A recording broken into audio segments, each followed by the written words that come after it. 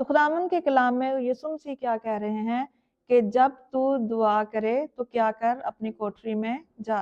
मतलब खुदावन हमसे सेपरेट टाइम चाहता है, अलग से टाइम चाहता है कि हम खुदावन चाहता है कि मेरा और तुम्हारा एक, मतलब खुदा और मैं, ठीक है ना, तो मेरे साथ कोई दूसरा भी ना हो, सिर्फ मैं और खुदा, मेरा और खुदा का ताल्लुक जो खुदा ने कहा था बाग अदन में बनाया था इंसान के साथ। क्योंकि खुदा ने इंसान को किस लिए बनाया था? अपने लिए बनाया था।